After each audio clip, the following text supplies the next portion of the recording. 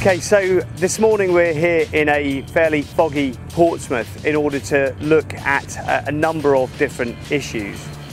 The first issue we're going to look at is the use of water cannons in maritime security. When this first came up, there was a perception that we were expecting crews of ships to be standing on the rail spraying pirates armed with AK-47s with fire hoses. And the slightly unfortunate idea that you'd turn up to a sword fight armed with a sausage. In some way, we were expecting to spray these people and for them to give up. That's not the case at all. The reason to use fire hoses in maritime security is to create a water curtain around the back of the ship, and the point about that is that it fills the boat up and it makes it difficult to manoeuvre. It also obstructs their view. It makes the situation, a difficult situation, even more complex. So this morning I'm really thrilled to give this a go myself. We're going to take the small tender aphid from our research vessel. We're equipped with a fire monitor, and basically I'm going to try this for myself. I'm going to see whether it is effective at filling the boat up, whether it makes it difficult to handle. I'm going to see what effect that has on me as the driver. I'm also going to get completely soaked, which as a former clearance diver is a complete anathema to me.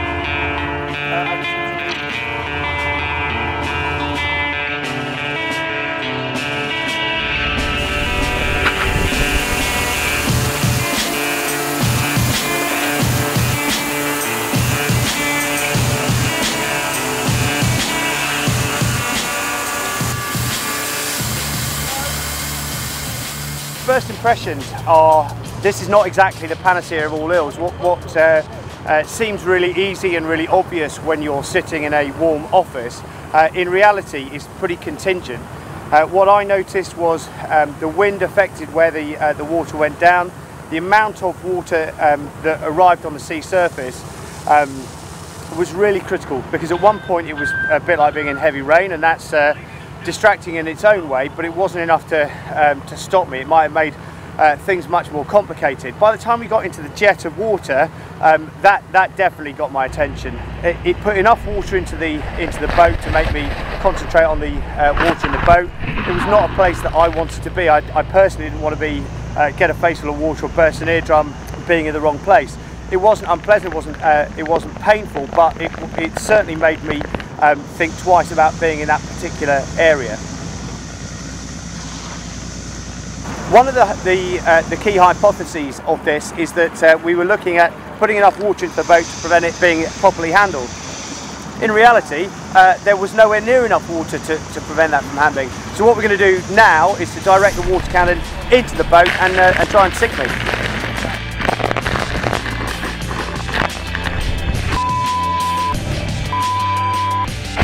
So we've had a go at sinking the boat.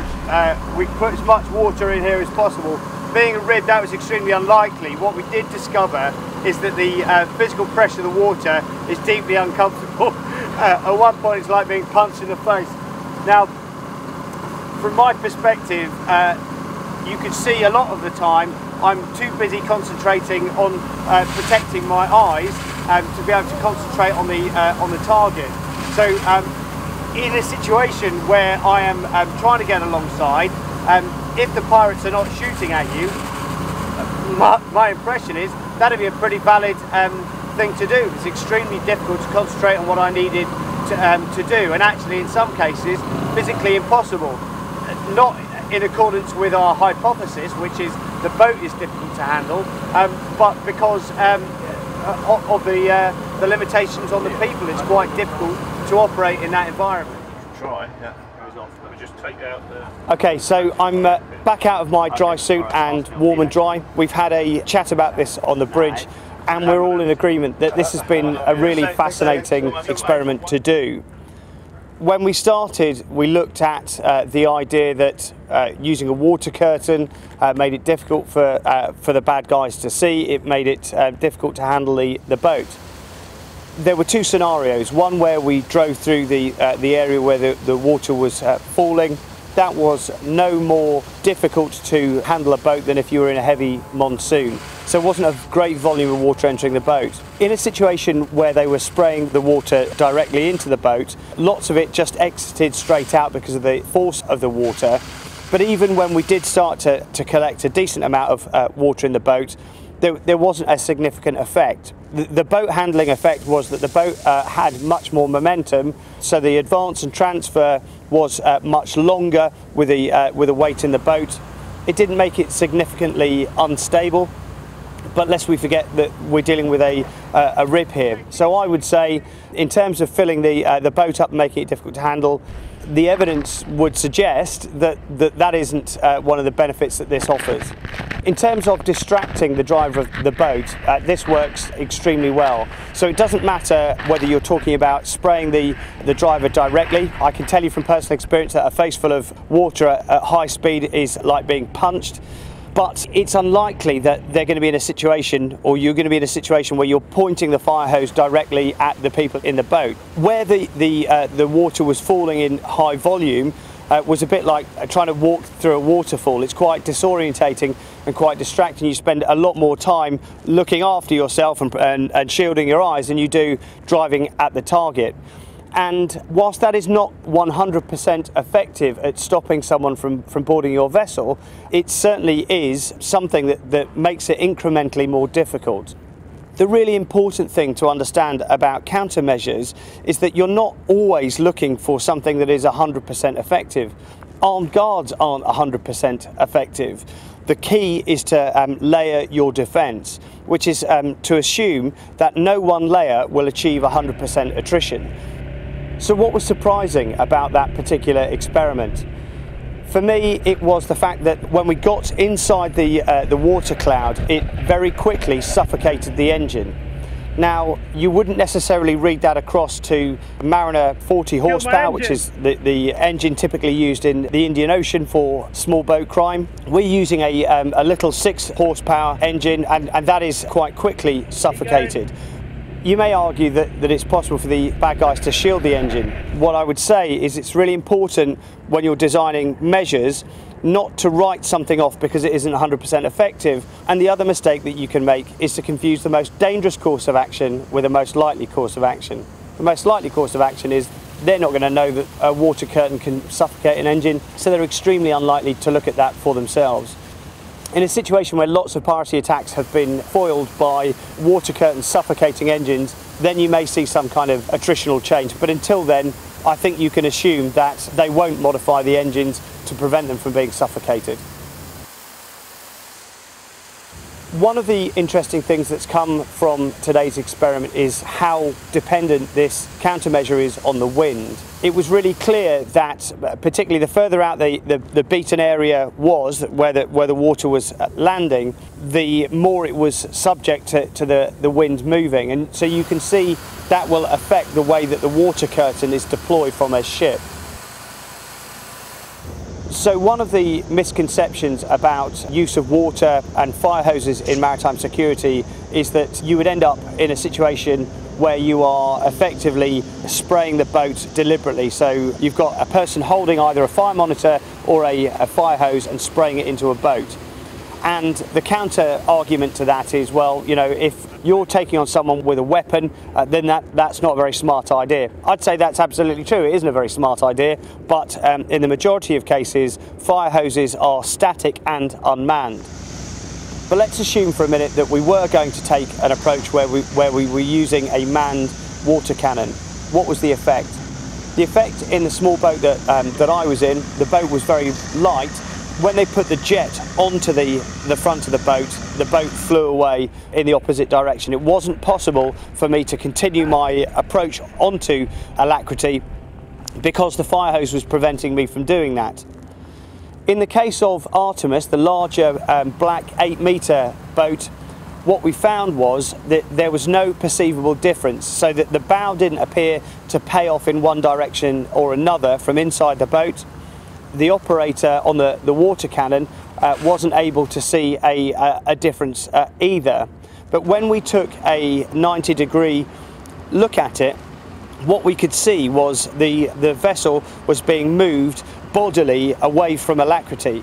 And so what I would suggest is that you are able to push the boat away to some extent.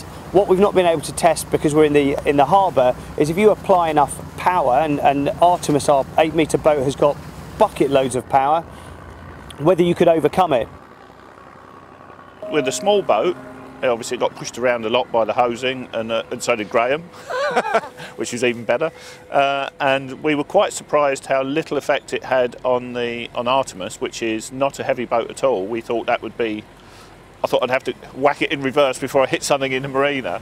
But yes, it hardly moved it at all, which from our point of view was quite surprising.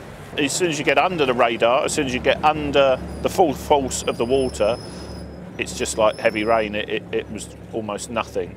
What would have been a benefit if it sort of cycled backwards and forwards, so you couldn't get under the radar, you would always be in some form of spray in some time. All the testing we're doing brings up various different scenarios, and each time you find a scenario, whether it works or doesn't, brings up more and more questions. So it's just endless answers all the time, rather than what we perceive to happen. We'll find out what actually happens. Now, in a case where you're going to be as non-aggressive as you could by spraying the hull, that's one effect, but you may find that certainly spraying the people, I can tell you from personal experience, that will work. It's extremely painful. It's not something that you'll be able to persist through. It's difficult to breathe, it's difficult to see, and there is a high risk of soft tissue damage, so eyes and ears. So in that case, it is effective, but you need to be quite clear that when we're talking about the use of fire hoses and water cannons in maritime security, it is only the minority of cases where we're talking about them being manned and directed by one of the ship's staff. So if we look here, the image from best management practice of fire hoses being rigged over the back end of a ship, you can see that they're unmanned, they're put out in a particular curtain. Now that has two benefits, the first of which is counter-targeting. That is to say, it looks quite threatening. It certainly looks like the vessel is prepared, and if that vessel was alongside another vessel that didn't have those preparations in place, you may be able to deselect yourself as a target in that you look like the harder target to attack. So there is a definite counter-targeting advantage to having fire hoses because they're very visible. The second advantage of rigging fire hoses is making it incrementally more difficult for the bad guys to get on board or in close to the ship.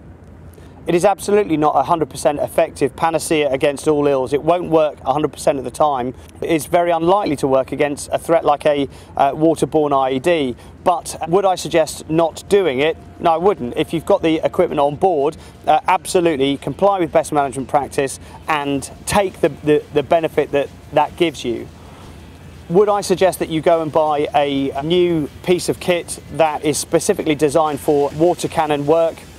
I'd test it. I'd want to go and test that for myself before I make that purchasing decision. But having seen what we've seen today with just a standard fire hose, a standard monitor, I'm not sure I would invest in that particular area. I'd certainly put that in place, but I'm not sure I'd invest.